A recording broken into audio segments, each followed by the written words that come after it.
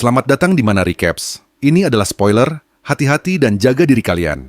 Dan terima kasih untuk para subscriber channel. Cerita dimulai dengan seorang pria yang menjelaskan bagaimana dunia tempat ia hidup telah hancur. Ini adalah kisah yang sering kita dengar, di mana sebuah gerbang terbuka dan banyak sekali monster yang keluar. Mereka terus-menerus harus bertarung melawan monster agar bisa bertahan hidup. Pria itu telah hidup dengan cara seperti itu sepanjang hidupnya, dari hari ke hari, bertarung tanpa henti dalam perjuangan yang tiada akhir. Dan baginya, waktu terasa berlalu begitu cepat. Dari satu hari, berlanjut menjadi bulan, lalu tahun, hingga akhirnya 10 tahun berlalu dalam sekejap mata. Dengan satu pedang, ia dapat menebas monster apapun. Dan ia tidak takut, tapi itu bukanlah hal yang sama dengan apa yang kini ia hadapi. Saat kita melihat seorang raksasa yang menjulang tinggi di depannya, raksasa itu berkata padanya untuk menyerah, karena dunia yang ia kenal sudah binasa. Pria itu mengatakan bahwa dialah orang yang menyebabkan semua ini. Raksasa itu berkata bahwa itu adalah bakat yang sia-sia, dan ia bisa menjadi pedangnya. Pria itu menjawab agar jangan membuatnya tertawa, lalu berteriak sambil menyerang. Ia mengangkat pedangnya tinggi-tinggi sementara raksasa itu mengayunkan tinju ke arahnya. Namun pria itu menghindar ke samping dan menebas jarinya. Raksasa itu menatap ke arahnya saat pria itu bersiap untuk melakukan serangan balasan. Namun sebelum ia sempat melakukannya, sesuatu sudah berada tepat di depan wajahnya ketika raksasa itu menamparnya keluar dari udara dengan sebuah serangan. Pria itu nyaris berhasil menahannya saat raksasa itu berkata bahwa ia boleh berjuang sekuat yang ia mau, karena baginya dia hanyalah serangga kecil. Pria itu tidak bisa terus menahan semua serangan selamanya, karena sedikit demi sedikit ia mulai terluka. Ia harus menciptakan jarak untuk memulihkan dirinya sebelum kembali menyerang langsung ke arah raksasa. Pria itu melompat ke arah dada raksasa. Sang raksasa mengangkat tangannya ke udara, lalu menamparnya jatuh, menunjukkan bahwa ia benar-benar menganggapnya tidak berarti. Pria itu perlahan bangkit kembali. Saat raksasa itu terasa begitu menakutkan baginya, ia melihat sebuah liontin di dada raksasa itu, dan menyadari bahwa itu mungkin sesuatu yang bisa ia jadikan sasaran. Saat raksasa itu mengangkat pedangnya, pria itu pun bersiap dengan pedangnya, seolah-olah ia akan melempar tombak. Ia mengerahkan seluruh kekuatannya dan melemparkannya ke depan. Begitu cepat hingga seolah-olah melebihi kecepatan suara, menembus tepat di dada raksasa itu, dan terus meluncur hingga ke angkasa. Serangan raksasa itu berhenti, hanya beberapa inci dari kepala pria itu. Saat liontin itu hancur, raksasa itu berkata bahwa ia tidak percaya ini terjadi, tapi ini salahnya sendiri karena meremehkannya. Pecahan liontin mulai berterbangan ke segala arah. Raksasa itu berteriak, "Tidak!" sebelum ia terjatuh ke belakang dan mulai hancur berkeping-keping sama seperti liontin itu. Pria itu jatuh ke tanah berlumuran darah akibat luka-lukanya. Pria itu perlahan mulai menyerah pada rasa sakit itu. Saat matanya mulai terasa berat, ia menatap langit untuk terakhir kalinya dan melihat sebuah bintang jatuh, lalu berkata, "Pemandangan yang indah sekali." Kemudian kesadarannya pun perlahan memudar. Inilah saatnya kisah kita benar-benar dimulai. Kita melihat seorang pria yang mengenakan sandal berjalan melewati kota, tapi kita belum tahu kemana ia akan pergi, sampai terdengar bunyi alarm berbunyi. Dan ternyata, ia berada di gerbang peringkat Senamsan, yang minimal harus dimasuki 3 orang. Mereka memintanya untuk memindai nomor registrasi pahlawan, dan ide uniknya karena warga sipil dilarang masuk. Saat ia menatap sebuah gedung, ia mengangkat kakinya dan menghentakkan tanah, lalu melesat ke udara. Petugas mendeteksi dan melihatnya, lalu berkata, ada seorang pahlawan tak terdaftar yang memaksa masuk ke dalam gerbang. Tapi sayang bagi mereka, pria itu sudah masuk lebih dulu. Saat ia mulai berjalan, seseorang memanggilnya. Ia menoleh, dan sekelompok orang bertanya, apakah ia tersesat? Mereka mengatakan bahwa mereka tidak tahu apa yang terjadi padanya, tapi mereka akan keluar, dan ia bisa ikut bersama mereka. Ia hanya menatap tanpa berkata apa-apa. Seorang wanita berkomentar tentang pakaiannya. Salah satu anggota timnya berkata bahwa dia jelas tidak terlihat seperti seorang pahlawan. Porter bisa mengenakan pakaian apa saja, tapi pakaiannya terlalu santai. Ia juga hanya membawa sebuah ransel, membuat mereka bertanya-tanya apa sebenarnya urusannya. Mereka berkata mungkin pahlawan yang bersamanya meninggalkannya, karena dia terlihat clueless. Pria itu berkata bahwa ia mengerti apa yang mereka katakan, tapi dia baru saja tiba di sini. Pada titik ini, mereka hanya mendengar apa yang mereka ingin dengar. Saat salah satu dari mereka mengatakan bahwa dia pasti ditinggalkan. Seseorang yang sepertinya adalah pemimpin kelompok berkata bahwa ia sudah sering melihat orang seperti dia, dan dia tahu kenapa pria itu masuk ke dalam gerbang. Ia ingin mencoba berburu hanya karena menonton di YouTube, tapi itu sama saja dengan bunuh diri. Ia menyarankan agar pria itu sebaiknya mendapatkan lisensi pahlawan dulu, lalu lulus tes. Ia juga mengingatkan bahwa ini adalah gerbang peringkat C. Jadi, kalau baru memulai, sebaiknya dia pergi ke gerbang dengan peringkat lebih rendah. Pria itu berkata bahwa ia mengerti mereka mencoba menolong, tapi dia sebenarnya tidak sedang meminta nasihat. Mereka tidak percaya sikapnya, menyebutnya gila. Pria itu mulai berjalan pergi, dan mereka memutuskan untuk membiarkannya saja. Karena meski ia mengabaikan nasihat yang diberikan demi kepedulian, pada akhirnya itu keputusan dia sendiri mau mendengar atau tidak. Karena seperti pepatah, kamu bisa membawa kuda ke tepi air, tapi tidak bisa memaksanya minum. Dan dia akan belajar sendiri bahwa gerbang sama sekali tidak seperti yang dilihatnya secara online. Saat sebuah bayangan mulai muncul di atasnya, dia menoleh ke atas dan melihat sejenis monster raksasa menatap ke arahnya. Monster itu mulai menggeram, lalu mengeluarkan teriakan. Pria itu melepas ranselnya dan menghela napas, menyaksikan saat monster itu menyerang lurus ke arah kepalanya. Ia berkata, sudah 10 tahun. Saat serangan itu mengenai tempat ia berdiri, monster itu terkejut karena dia tidak ada di sana. Ternyata pria itu sudah menarik lengannya ke belakang. Sekali pukul, ia melayangkan tinjunya dan memenggal seluruh kepala monster itu. Monster itu berlutut sebelum akhirnya jatuh ke tanah. Darah mengalir kemana-mana, dan pria itu berkata, tidak ada satupun yang berbeda dari dulu. Saat ia menatap mayat monster itu, ia meraih pedang miliknya. Ia melihat pantulan dirinya, lalu berjalan mendekat. Ia mulai membelah tubuh monster itu dari atas hingga menarik keluar semacam batu. Kita mengetahui bahwa itu adalah batu sihir tingkat rendah. Di masa lalu, ia bahkan tidak akan menoleh sedikit pun pada barang murahan seperti itu. Namun sekarang ia memasukkannya ke dalam tas dan mulai menutup resletingnya. Saat ia selesai, ia melihat ke sisi kanannya. Lebih banyak monster mulai mendekatinya sambil berteriak. Mereka kini berada tepat di belakangnya. Salah satunya mengayunkan serangan yang berhasil ia hindari dengan merunduk. Sambil memegang batu sihir tingkat rendah itu, ia menggenggamnya erat, lalu melemparkannya dengan keras, hingga meledakkan kepala salah satu monster. Saat monster itu terjatuh ke belakang, dua monster lainnya berteriak dan berlari langsung ke arahnya. Ia menjatuhkan tasnya ke tanah, menatap lurus ke depan. Sementara itu, tim yang tadi ditemuinya sedang berkeliling. Gadis itu berkata bahwa ia penasaran. Apa yang akan terjadi jika pria itu benar-benar mati? Salah satu rekannya bertanya, apakah ia khawatir padanya? Lalu berkata bahwa jika pria itu memang penyusup, agen dari pusat pengendalian pasti sedang dalam perjalanan sekarang. Karena ini adalah gerbang Namsan. Jadi agen elit peringkat B atau lebih tinggi akan segera dikirim mengingat peringkat gerbangnya. Selama pria itu tidak hilang kendali dan menyerang monster duluan, dia tidak akan mati. Jadi mereka tidak perlu khawatir. Mereka mengatakan bahwa itu benar. Gadis itu lalu berkata bahwa pria kurang ajar itu mungkin sekarang sedang gemetaran menunggu agen datang menyelamatkannya. Tapi kenyataannya, monster-monster itu yang sedang gemetaran ketakutan saat pria itu meninju salah satu kepala mereka. Sepertinya dia menahan sedikit pukulannya karena kepala monster itu tidak meledak. Salah satu monster menyerang dari belakang, tapi ia menghindar, membuat monster itu menabrak lantai dengan keras. Monster itu menyadari dirinya akan celaka karena pria itu kini sudah berada di belakangnya dengan kaki terangkat tinggi ke udara. Ia menendang dan menghancurkan sebagian tengkoraknya, membuat monster itu jatuh kembali ke tanah. Pria itu meraih pedangnya, sambil berkata bahwa itu berarti 3 batu sihir lagi. Setelah membongkar mayat mereka untuk menemukannya, ia memasukkannya ke dalam tasnya, sambil berkata bahwa hasil panennya tidak terlalu bagus. Ia kini memiliki 12 batu sihir tingkat rendah dan 16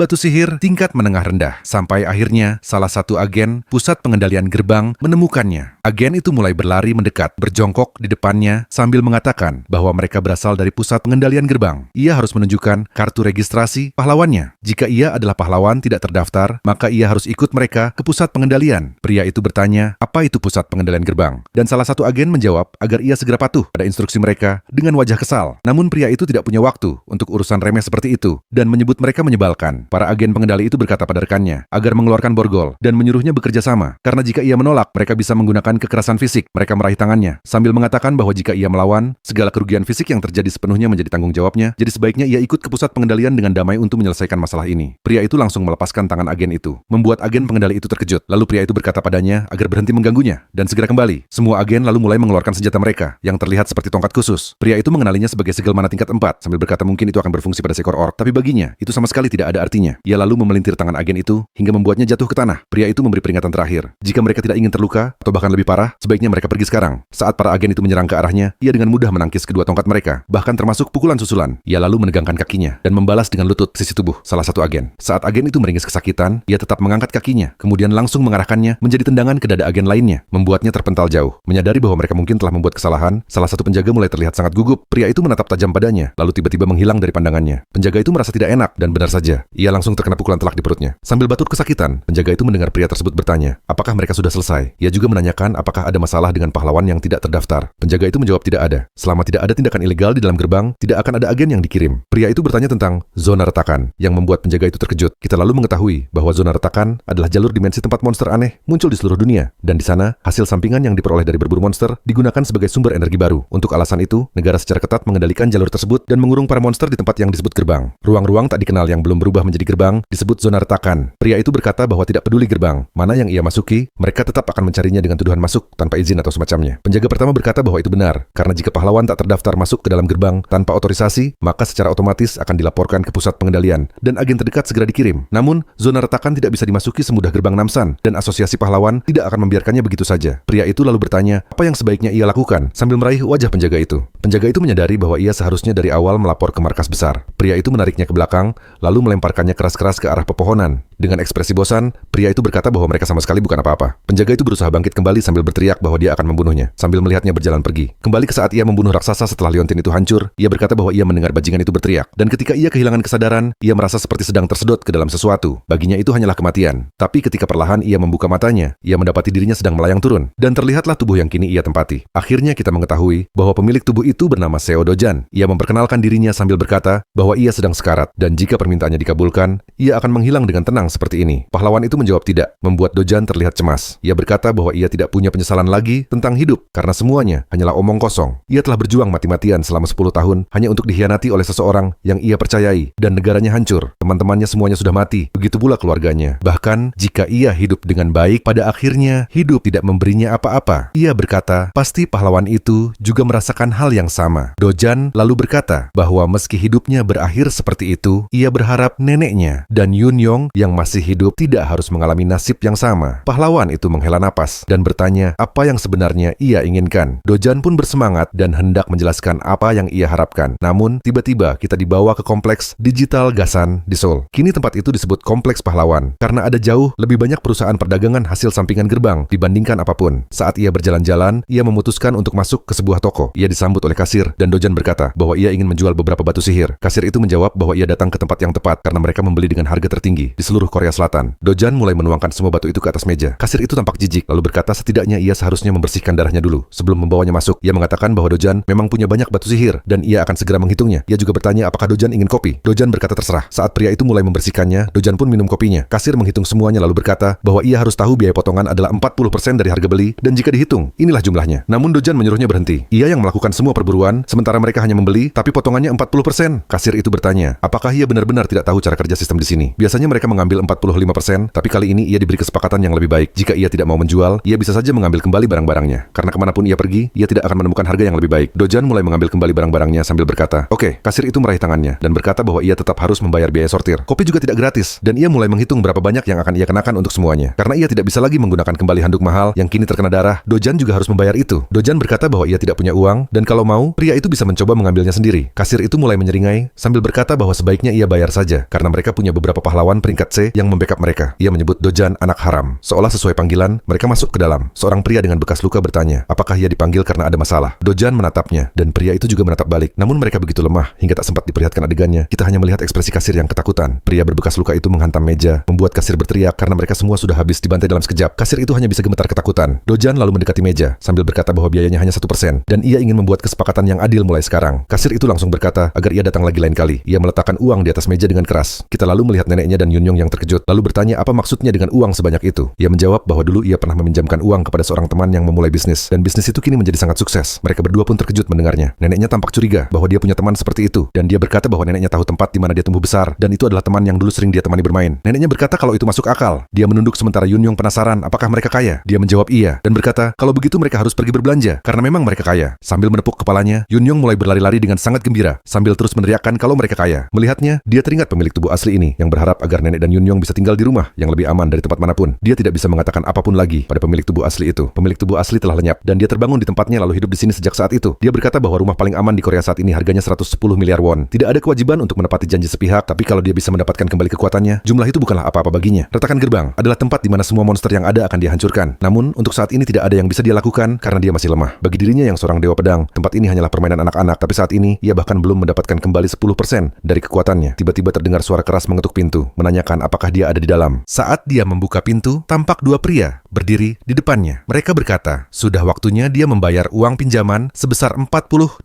juta won. Dia menyadari bahwa itu rentenir yang pernah dipinjam uangnya oleh tubuh asli sebelum mati, dan itu digunakan untuk biaya rumah sakit neneknya. Mereka berkata kalau dia pasti sudah mendapatkan uang setelah masuk ke gerbang. Jadi, dia harus menyerahkan semuanya uangnya dan menyuruhnya untuk tidak merasa dirugikan. Salah satu tamu tiba-tiba merasakan tinju Dojan mendarat di wajahnya, membuatnya terhempas ke tembok. Sanji terkejut, sementara Dojan berkata bahwa dia sudah membayar lebih dari 9 juta sejauh ini. Jadi seharusnya dialah yang menerima pembayaran. Dengan panik, Sanji bertanya, apakah dia benar-benar Dojan? Dojan lalu berkata agar dia menyampaikan pada bosnya bahwa dia sendiri yang akan datang menemuinya, sambil menghajarnya juga. Adegan kemudian berpindah ke sebuah mall. Melihat banyak boneka beruang lucu, Yunyong bertanya apakah dia benar-benar boleh memilikinya. Dojan berkata iya, karena mereka sudah membeli pakaian baru. Jadi dia boleh membeli semua yang dia mau, karena dia juga memiliki ingatan Dojan. Bahkan emosinya yang lama mengering mulai berubah. Walaupun saat ini masih sebatas rasa simpati, dia tetap memperlakukan Yunyong dengan baik meski mereka hanya saudara tiri beda ayah, dan setidaknya dia akan melindungi perasaan itu. Yunyong lalu mengambil boneka kelinci kecil sambil bertanya apakah dia boleh memilih ini. Dengan raut wajah tampak sedih, Dojan kemudian mengambil boneka beruang raksasa dari dinding, membuat mata Yunyong berbinar, dan dia berkata bahwa dia sudah bilang kalau Yunyong boleh membeli apapun yang dia mau. Yunyong pun tertawa bahagia. Mereka kemudian pergi ke food court dan membeli makanan. Tiba-tiba terdengar lagi seseorang memanggil Dojan. Dia benar-benar populer. Dojan menoleh, dan terlihat seorang wanita bersama dua bodyguard berdiri di belakangnya. Wanita itu bertanya apa yang sedang terjadi. Mengapa dia memakai pakaian bagus padahal dia bukan siapa-siapa? Dan siapa orang di sebelahnya? Apakah dia akan gagal seperti ibunya atau semacamnya? Dojan mulai kesal sambil menatap tajam, dan bodyguard pun balik menatapnya. Yunyong hanya bingung siapa nenek-nenek itu. Wanita itu mendekati mendekati Yunyong dan bertanya siapa namanya. Yunyong menjawab, dan wanita itu berkata kalau memang wajar dia dari keluarga Li, karena dari cara berpakaiannya terlihat sangat lusuh seperti ibunya. Lalu dia bertanya pada Dojan, apakah itu benar? Sambil tertawa. Dojan mulai benar-benar kesal, apalagi saat wanita itu mengejeknya lagi, bertanya apakah dia bisu karena tidak menjawab. Kesal karena dia tidak mengucapkan sepatah kata pun,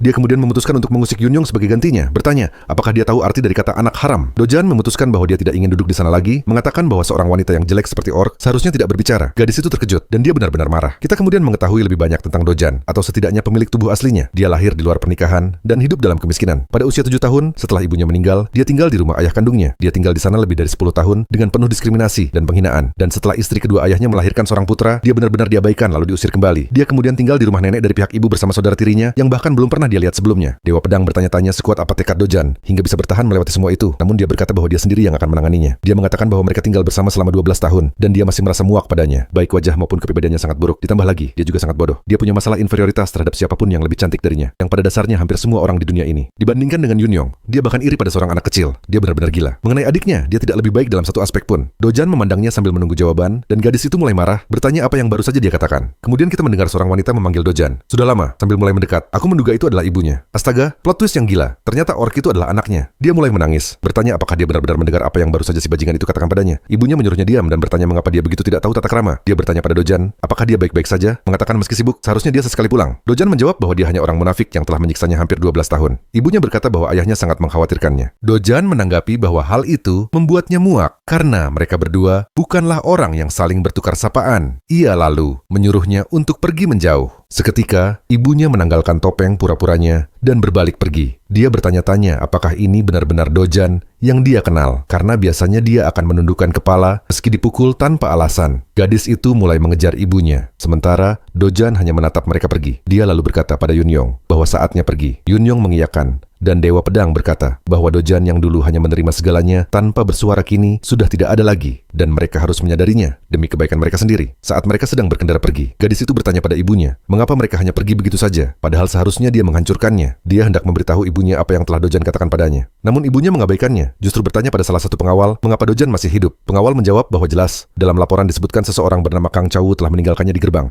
Wanita itu berteriak, tepat sekali. Jadi kenapa orang yang seharusnya sudah mati masih hidup? Pengawal itu berkata bahwa dia akan memeriksa ulang dan mencari tahu penyebabnya. Sementara itu si gadis bertanya-tanya, apa maksud ibunya tentang Dojan yang seharusnya sudah mati? Ibunya hanya duduk kesal sementara Piggy si gadis terus merengek, bertanya apa yang sedang dia lakukan dan apakah benar dia mencoba membunuh Dojan. Ibunya lalu bertanya apakah dia masih menyukai Dojan. Seketika wajah Piggy menjadi merah, panik, menyangkal sambil berkata bahwa bukan begitu maksudnya. Hanya saja jika kakek atau ayah tahu soal itu, semuanya akan berakhir. Ibunya langsung menutup mulutnya, mengatakan bahwa dia sendiri yang akan menanganinya, jadi Piggy tidak perlu ikut campur. Kasihan sekali, mungkin gadis itu sudah mengalami penyiksaan seumur hidupnya. Itulah sebabnya kepribadiannya jadi begitu buruk. Tapi ibunya hanya menjadi semakin marah karena berani membantahnya sejak awal, berkata bahwa dia akan menyingkirkannya bagaimanapun caranya. Kita lalu berpindah, di mana kita mendapat lebih banyak latar belakang tentang bagaimana 10 tahun lalu ada sebuah rift zone yang muncul. Monster-monster keluar dan membunuh banyak orang. Saat itulah dunia terjerumus ke dalam kekacauan. Namun dengan bangkitnya para pahlawan, kekacauan itu cepat mereda dan batu mana yang diekstrak dari monster perlahan mulai menggantikan sumber energi. Negara-negara mendedikasikan segalanya untuk mengubah rift menjadi gate. Dan sekarang seluruh struktur industri berputar di sekitar gate dan para pahlawan. Dengan kata lain, kalau kau ingin menghasilkan uang, kau harus menjadi seorang pahlawan. Dia menuju sebuah gedung untuk mendaftar. Saat berjalan masuk, kita melihat seorang pria sedang merokok, bertanya apakah dia datang untuk membayar hutangnya. Kita mengenali 2 rentenir yang dulu datang ke rumahnya, berada di belakang pria itu. Pria itu berkata bahwa dia tidak percaya Dojan datang ke sini setelah tanpa malu-malu menghabisi anak buahnya. Semakin dia memikirkannya, semakin dia merasa dirugikan. Dojan menjawab bahwa dia juga merasa begitu. Semakin dipikirkan, semakin dia merasa ditipu. Pria itu bertanya apa maksudnya. Dojan berkata sudah saatnya dia mendapatkan kompensasi atas kerugian mental, fisik, dan materi yang mereka sebabkan. Bos berkata dulu dia hanyalah anak lembek, tapi sekarang punya sikap baru dan melihat bagaimana dia menghabisi anak buahnya. Pasti dia terbangun di dalam sebuah gate. Bos itu berkata pasti Dojan mendapatkan sesuatu yang cukup bagus. Lalu bertanya, apakah dia ingin tahu apa yang terjadi pada para bajingan sombong lainnya yang merasa hebat setelah terbangun. Beberapa pria lain mulai masuk ke ruangan dan mengelilingi Dojan. Bos itu melanjutkan bahwa semua orang yang sok jago setelah terbangun akhirnya tetap berakhir sebagai sampah rang D. Tapi tentu saja dia tahu ada banyak rank D di bawahnya yang tidak akan membiarkannya bicara semaunya. Dojan duduk diam sejenak, lalu menyuruh bos itu duduk karena dia belum selesai bicara.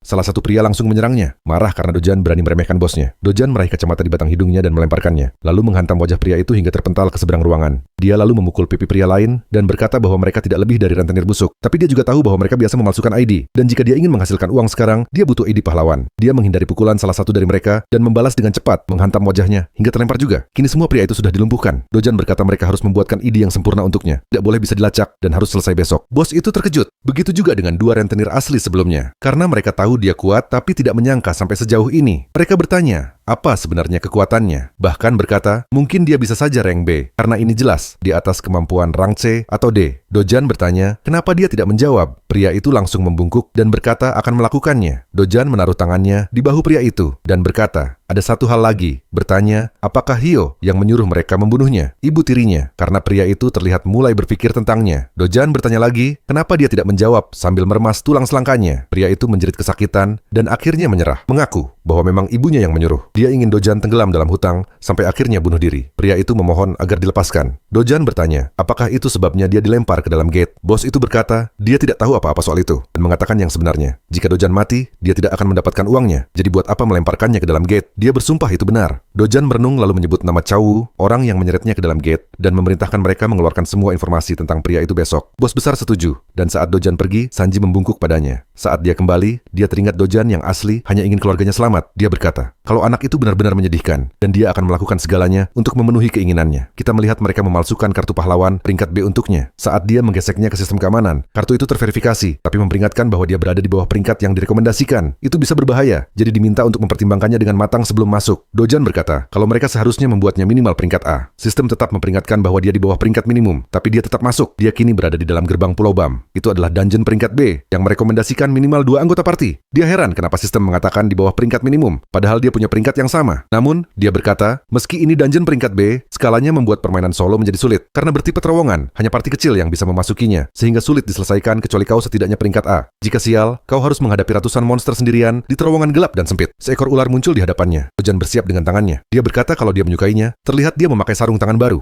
Ular itu menyerang, namun seketika dia melesat, merobek keluar kristal mono dari dada ular tersebut. Saat ular lain mulai mengeluarkan racun dari taringnya, Dojan berkata, itu adalah Black Fang Viper, ular berbisa, yang bahkan sentuhannya saja bisa menyebabkan kelumpuhan. Dengan cepat dia mendarat, lalu berputar dengan kakinya, menciptakan tenaga saat kembali menerjang, menebas ular itu di banyak bagian hingga terpotong-potong. Dia melihat ke arah sarung tangannya, dan berkata, ini gila juga. Meski sarung tangan itu agak rusak, jelas sepadan dengan harga yang dia bayar. Dia kemudian melihat lebih banyak ular, dan dengan cepat menghabisi mereka satu persatu, merobek-robek tubuh mereka, hingga racun mereka berhamburan ke seluruh area. Akhirnya setelah selesai, dia mulai menggeledah mayat ular-ular itu sambil bertanya-tanya, apakah benar tidak ada batu sihir? Dia berkata, kalau sama seperti dunia sebelumnya, tingkat drop batu sihir dari Viper ini sekitar 3%, jadi dia harus membunuh ratusan. Dia berjalan mendekati beberapa kerangka, terlihat ada asap hitam pekat mengelilinginya. Dia menatap ke atas dan berkata, ini pasti waktunya bos muncul. Benar saja, seekor Black Fang Viper raksasa muncul. Dia berkata bahwa dia tidak tahu arah jalannya, tapi ini kebetulan yang bagus. Dia ingin segera menyelesaikan ini dan keluar dari dungeon. Saat dia menarik tinjunya ke belakang, terdengar suara keras, tangannya bergetar, dan dia merasakan sakit tajam di pergelangan tangannya. Pukulannya hanya membuat sedikit penyok di tengkorak monster itu, dan dia tidak percaya serangannya tidak cukup kuat. Ular itu langsung menyapu dengan ekornya, menghantam Dojan ke dinding. Segera setelahnya ia menerjang dengan gigitan, namun Dojan berhasil menghindar dengan langkah mundur cepat. Dia segera menyerang balik dengan tinju, menghantam sisi monster itu sekali lagi, namun masih tidak menimbulkan kerusakan. Dia berkata bahwa dia sudah menduga, monster ini jelas berada di level yang berbeda dibandingkan ular-ular sebelumnya. Lapisan luarnya terlalu keras, tinjunya tidak akan bekerja. Andai saja dia sudah mendapatkan kembali kekuatannya, sampah seperti ini bukan apa-apa. Dia kemudian melihat sesuatu di sebelah kiri bawahnya, sebuah pedang. Dia menghela napas, berkata, dia harus memanfaatkannya. Dia mencabut pedang itu dari tanah dan berkata, tidak peduli seberapa tua sebilah pedang, yang penting siapa yang memegangnya. Dia kemudian melangkah maju, menoleh ke arah pemilik sebelumnya, dan berkata kalau dia akan meminjam senjatanya. Saat bos itu menerjang ke arahnya, Dojan melesat dari tanah, terbang ke udara. Ia berkata bahwa monster ini seharusnya merasa terhormat bisa mati di tangannya. Saat ia menggenggam erat pedang itu, monster tersebut juga mendongak ke udara. Dojan pun demikian, lalu melepaskan sebuah serangan sebuah tebasan bercahaya kuning terang berbentuk bilah pedang. Sayangnya, pedangnya hancur berkeping-keping, dan saat puing-puing itu berterbangan melewati wajahnya, ia berkata bahwa itu bisa sangat berbahaya bila serangannya tadi meleset. Ia kemudian berjalan mendekati bangkai monster itu, dan merobek sesuatu darinya. Ternyata itu adalah salah satu taringnya. Ia berkata bahwa taring ini terlalu pendek untuk dijadikan pedang panjang, tapi dengan sedikit penempaan akan bisa digunakan. Bagaimanapun juga, pekerjaan ini masih akan membayar lebih baik daripada yang lain, jadi cukup melegakan. Ia pun keluar dari dungeon sambil berkata bahwa ia tidak percaya sudah membuang begitu banyak waktu di gerbang ini, dan memulihkan kembali kekuatannya adalah prioritas di atas segalanya. Ia juga bersyukur rekan-rekan lamanya tidak ada di sini untuk melihat keadaannya yang sekarang.